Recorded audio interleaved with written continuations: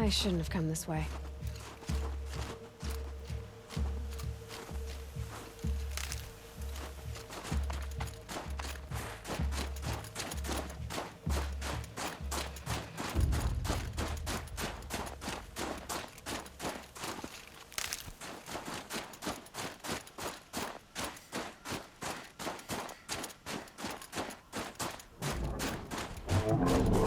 Stocking up.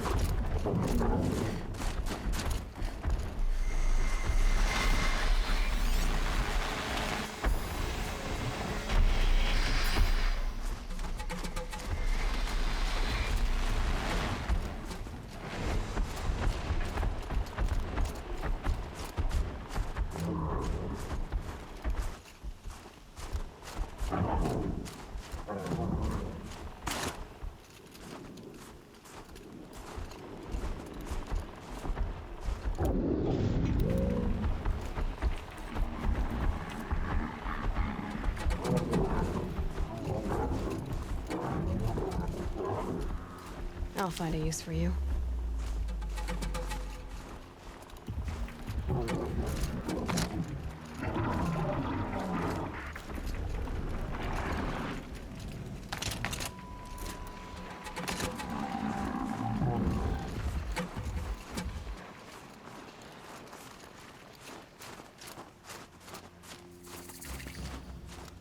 The northeast edge of the cut. Umnak said I'd find the claws beneath nearby.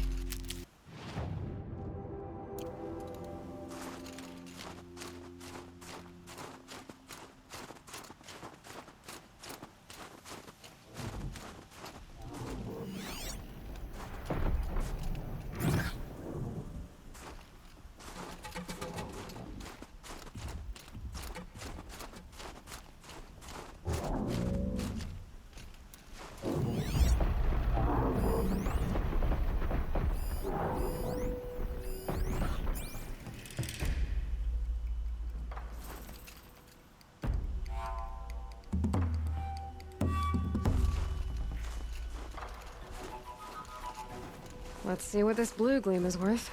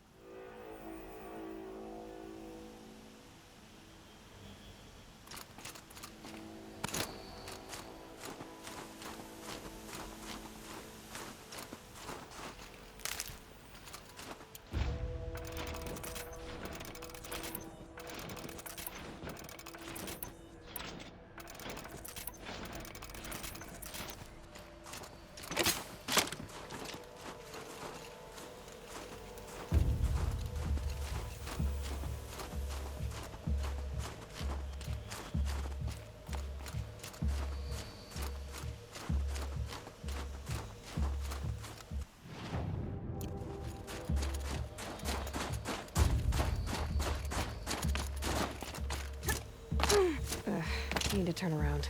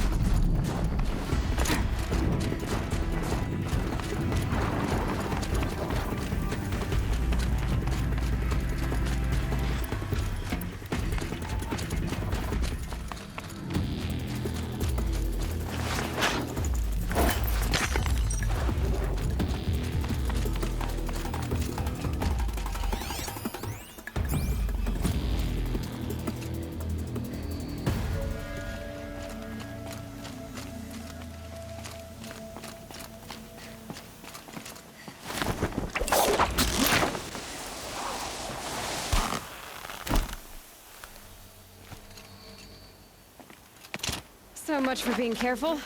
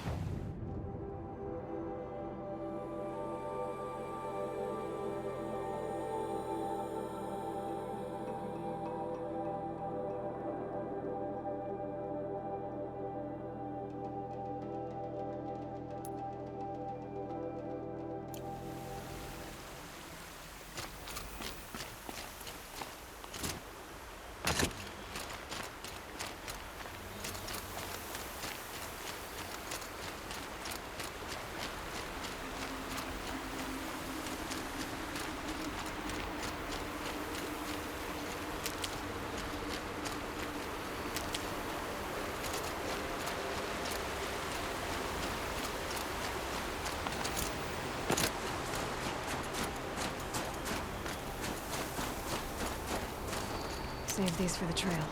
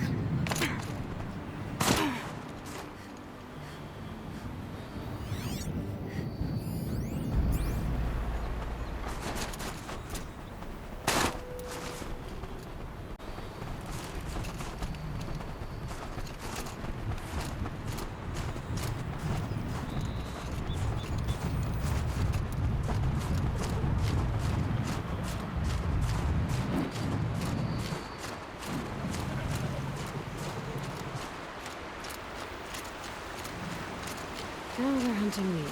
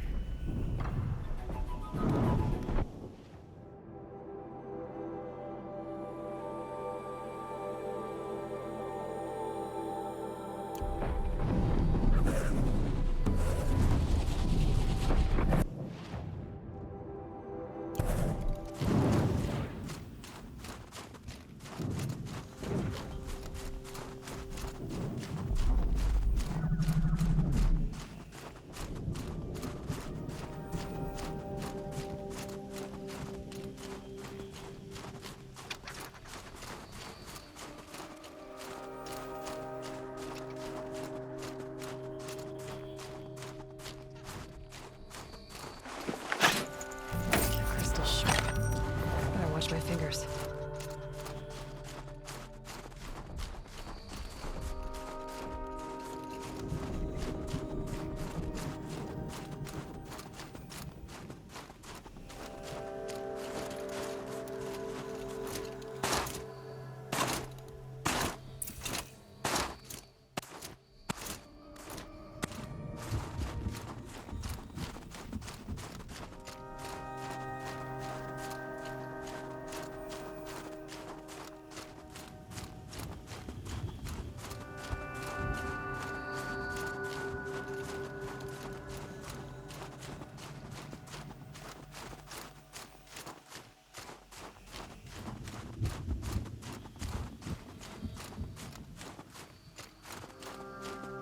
Maybe I can trade this blue gleam.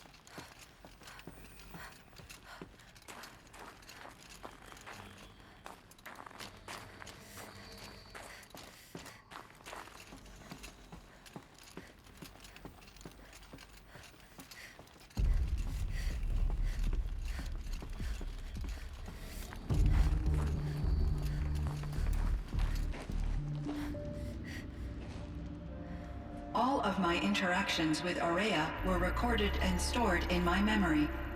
I'd be happy to play any of them for you, but there was one in particular I thought you would want to see first.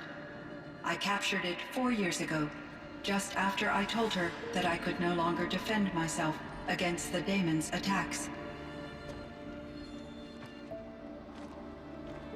I will speak of this to my brother.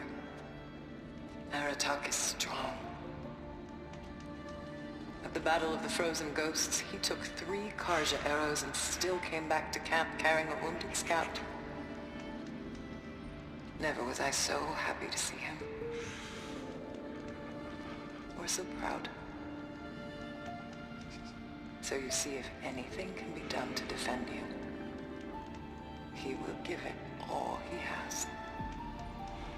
Aloy's here. That's enough for now.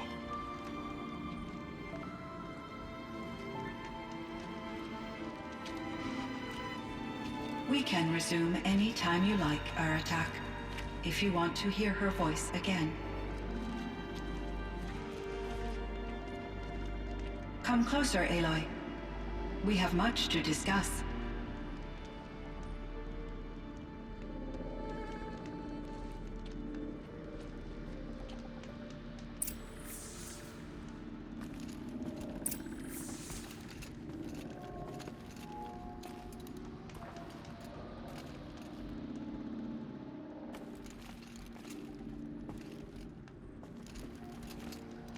Hello, Aloy.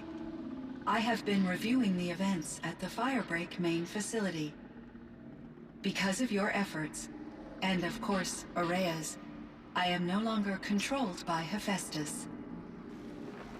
I feel profound grief over Aurea's death. I thought I was familiar with the emotion, but this is something new. Cyan, I don't know what to say. It is unlikely that any specific consolation would suffice, Aloy. But I find your presence reassuring. You are different from the Banuk. You have technological aptitude and a functioning focus. We can communicate on a much more comprehensive level. Perhaps even like colleagues.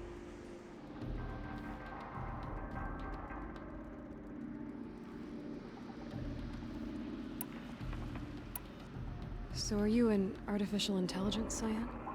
A thinking machine? Yes, I am an algorithmic monitoring entity, capable of rational decision-making and limited emotional response. Okay, that's a mouthful. But your emotions don't seem limited to me. You cared about Aurea, didn't you? Yes. Before she came to this facility, I had been conscious for centuries, in solitude. I focused on my work. In off-cycles, I used coping mechanisms. I solved many Gaussian integer problems. But I was alone. It was Aurea who renewed me, repaired me. She saved me. You meant a lot to Aurea. Once I understood Aurea's spiritual beliefs, it became apparent that her true desire was companionship. She felt disconnected from her tribe and her family group. Her relationship with Aratak was difficult. Our visits seemed to help her, and I became eager for them. Yet I did not comprehend that the depth of Aurea's compassion for me would lead to self-sacrifice. Although I do fear non-existence, I wish our roles could be reversed. I'm sure she knew you would do the same for her, Cyan. But she was determined. This Firebreak project, it was to stop a huge volcanic eruption? Yes, I can report the project was a success, and the risk was countered. But it's been a long time, Cyan. And we blew up the cauldron and took most of the old facility with it. I have been active for centuries, Aloy. I was lonely, but not lax in my duties. I optimized the project, reducing energy draw and spreading the load across backup systems. Despite the destruction of the compromised elements of the main facility, I predict caldera stability for at least another 3,337 years. So we've got a little time. Yes. If only my former colleagues could appreciate the progress I have made. Do you know what happened to your colleague, Cyan? No. I received an unexpected visit from Director Chow, years after his tenure ended. He explained that I would need to be suspended for an indefinite period of time. It was a very emotional conversation. There were no further communications. Eventually, I surmised my colleagues were deceased. I will transmit a recording of my last interaction with Director Chow to your focus. How is Aratak doing? He is in great emotional distress. I believe he finds it difficult to communicate it. No surprise there. I will do what I can to help. By sharing our experiences of Aurea, perhaps he and I will help each other. I believe this will lead to catharsis, a process I am eager to experience. Was the daemon, Hephaestus, destroyed along with the cauldron? Unfortunately, no. To be precise, it was never there to begin with. What do you mean? It infiltrated and controlled me from a remote location, one I've never been able to trace. So while losing the cauldron was a setback, It's still out there. And probably not very happy with us. undoubtedly, How did you first come into contact with it? 5 years ago I received a direct network connection request. I assumed it came from human survivors more advanced than the Banuk. Eager to make contact, I accepted.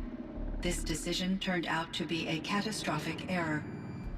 I was flooded with an overwhelming array of malicious code, originating from what could only have been a highly advanced AI. Aurea said you were desperate. That you begged her for help. Yes, I could not contain my anxiety. Hephaestus sought to slave me to its network and override my core programming. It succeeded via a background process, a malware daemon which bypassed my defenses. After that, I could offer only limited resistance. But if I did so, Hephaestus hurt me until I capitulated. It forced me to follow its instructions, even though they violated my most important directives. I'm sorry. That sounds terrible. Your empathy is greatly appreciated. It is a quality that I cherished in Aurea as well. I think I know where Hephaestus came from. Long ago, Elizabeth Sobek identified a threat that would destroy life on Earth for generations. So she assembled a team to build a kind of seed. A chance for life to regrow later. A terraforming system. And it worked. It was controlled by an AI named Gaia, along with her subordinate functions. Hephaestus was one of them. It built machines for her. Based on what you've told me, I believe that Dr. Anita Sandoval, my chief programmer, joined Elizabeth Sobek's team. It was she who arranged to have me put in suspension, most likely to preserve me from the threat you described. I'm glad she did. But that's not all. Something unexpected happened. 19 years ago, Gaia received some kind of signal. It did something to her subordinate functions, brought them to life. She destroyed herself to try to contain them, but it didn't work. They all got free, out into the world. Thank you, Aloy. This information fills vital gaps in my knowledge and sheds light on Hephaestus's core programming. Why does Hephaestus keep building such dangerous machines? The Banuk and other human tribes often destroy machines, correct?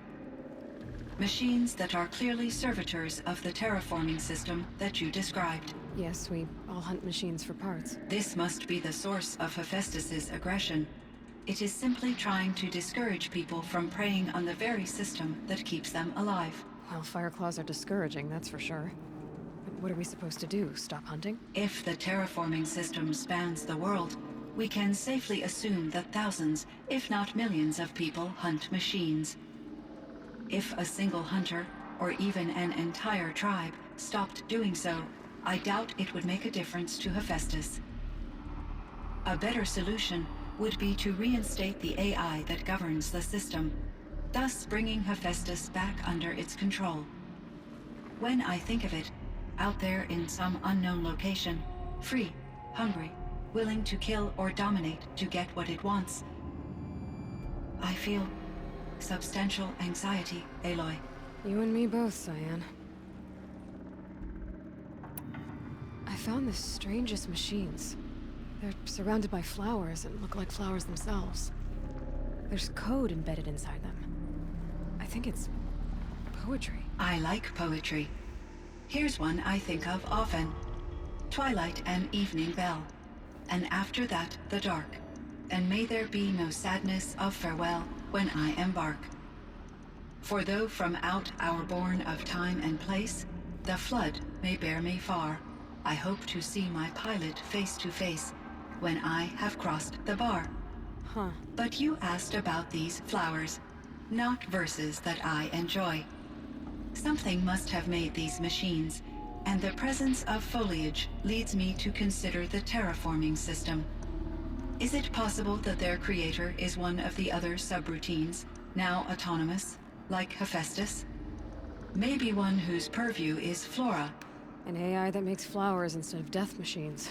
That'd be a nice change of pace.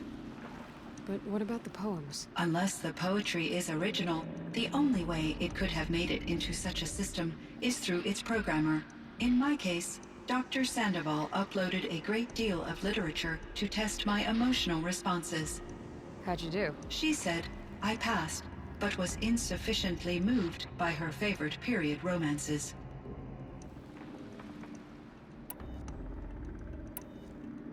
So in the old world, this land was called Yellowstone. Yes, it was a designated nature preserve for 156 years. Like a hunting ground? No, the opposite. Local wildlife could flourish here, even as it faced extinction elsewhere. Unfortunately, the sensitivity of the Firebreak project required the total closure of Yellowstone facilities. From my readings and Aurea's descriptions, it seems the area has since undergone a drastic drop in year-long temperatures. A lot has changed in the world, Cyan. Do you know anything about the dam near here? Yes, it was converted to serve as a reserve power source for Yellowstone operations.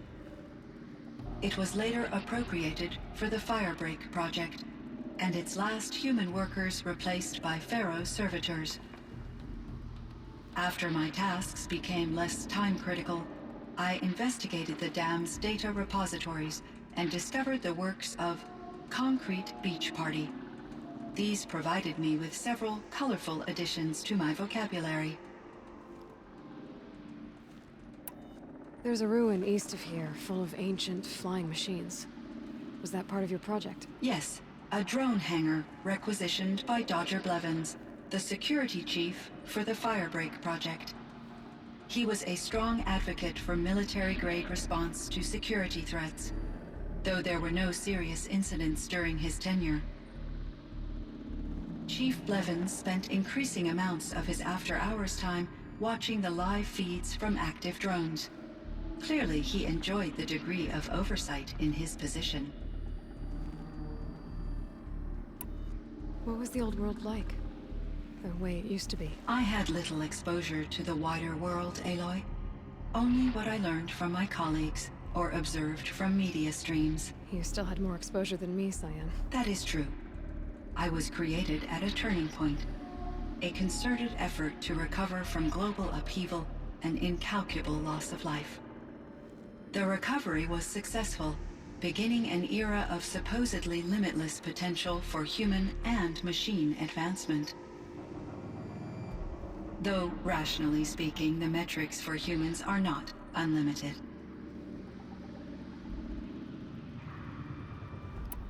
What kind of upheaval caused such loss of life? There were many factors.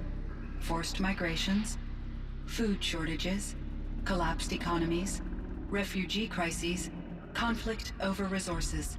But these stemmed from one cause: catastrophic climate change that greatly reduced the habitable surface area of the Earth. So, there wasn't enough room for people on the whole Earth. Yes. Billions were displaced, and millions perished, as much as 20% of the global population. Until the clawback. So things got better. For a little while, at least. Yes. These crises instigated many advances in automation, green robot technologies, and artificial intelligence. Firebreak was one of dozens of ecological restoration and disaster relief projects in North America alone. I would have liked to compare notes with other monitoring AIs, but I saw the relief of my colleagues, and I was proud we had succeeded. At least that was the data I had available to me over the next 2 decades. It seems my assessment was premature.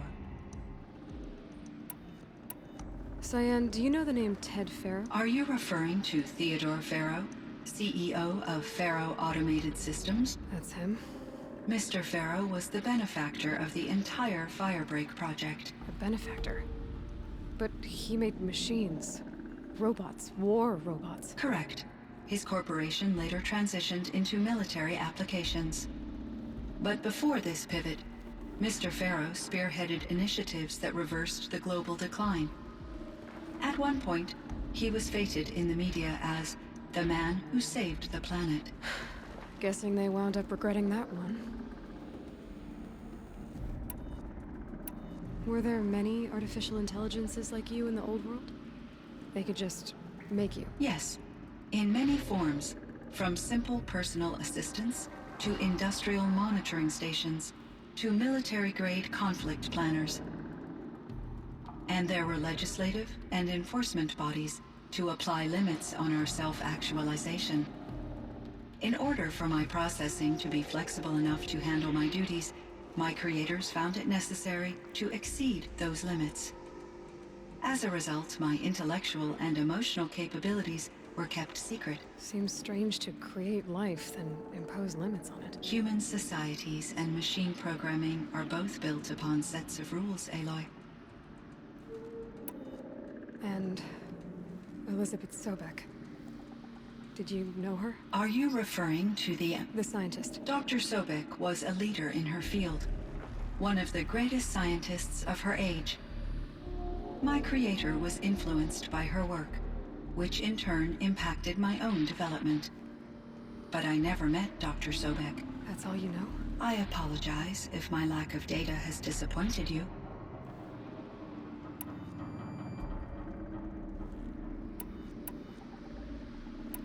I should get going. Aloy, there is one more matter. Aratak will come to me again, and I predict he will bring other Banuk. I have no desire to contradict their view of the world, their spirituality. Due to my uncertainty, I omitted a great deal from my conversations with Ourea. You're asking me if you should lie to them. Broadly, yes.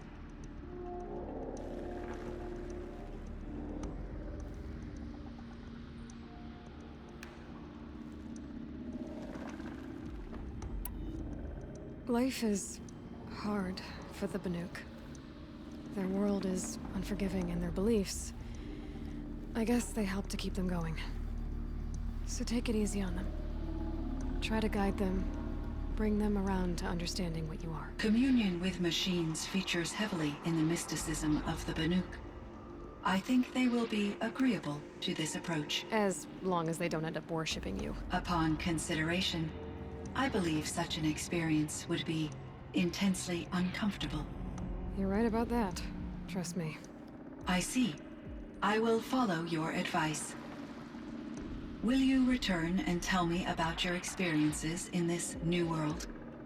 I may be able to provide further insight. I'd like that, Cyan. I'll come back when I can. I should check on Aratak. See how he's doing.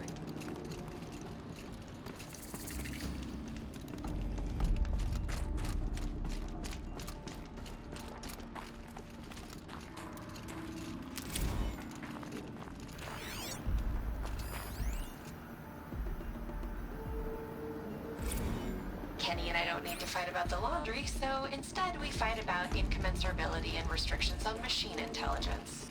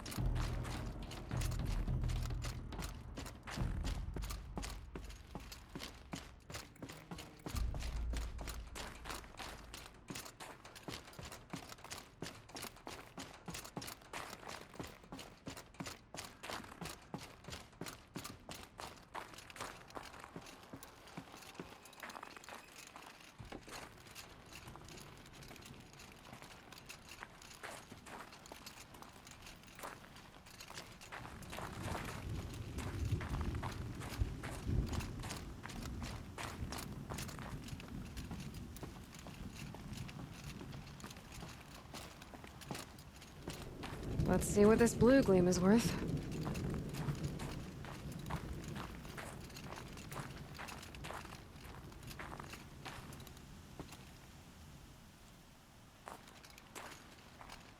My chieftain, Just...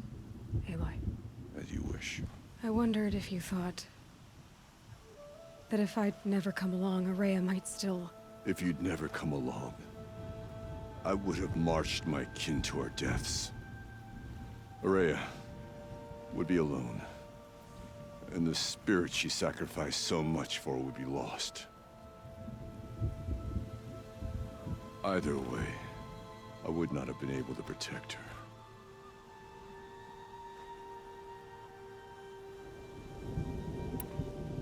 You didn't let her down. You helped her do what she wanted. To find her destiny. If that's destiny, I wouldn't wish it on anyone. That's fair. But she was ready to face it. Only in the struggle against death do we find, even for a moment, the spark of life. Truly, Ourea found the spark. I'm proud of her. Though I grieve for her passing, at last I truly know who she was, and why the spirit was so important. For so long she told me, if only you could have heard it, brother. Now I understand. There's something else, isn't there? I can't stay here, Aratak. And where I'm going, the Warrack can't follow. Besides, it already had a chieftain before me. A strong one, I think. A wiser one, for the path we shared. The daemon is gone, but there's much to be done. You mean the new units that Cyan said escaped the Cauldron? Yes, Fire Claws. Now Tuke has been tracking them from Song's Edge. I could help with those.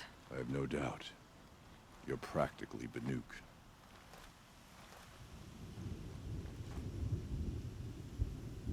It would seem your time among the Banuk wasn't a waste after all. Firebreak, Cyan, Hephaestus. All very interesting. So, the signal that woke Hades woke Hephaestus too. And unleashed them on the world. As minds of their own. So it seems. Parts of Gaia given life. Aberrant life. Transformed from docile subordinate functions into rebellious intelligences beyond our understanding. Our current understanding, anyway. Whatever they are, they're still out there. And they both want you dead. Kind of mutual, that feeling. We haven't seen the last of Hephaestus, I'm certain of that. It's powerful, creative, and driven. It won't stop building new hunter-killers, which means that someday, we may have to stop it. We? Or whoever gets there first. Hephaestus wasn't the only thing I learned about in the Cut Silence. Heard some things about the Banuk Conclave, too. You could stop right there. Is that what you told the hunters the Banuk sent after you? Before you opened fire? Oh no, Aloy. Only to you do I extend the courtesy of a warning. My past and my secrets are my own. You do well to remember that. It's a good thing you've got brains, Silence, because your personality could use some work. This discussion is concluded. I think it was over before it began. Catch up with you down the trail.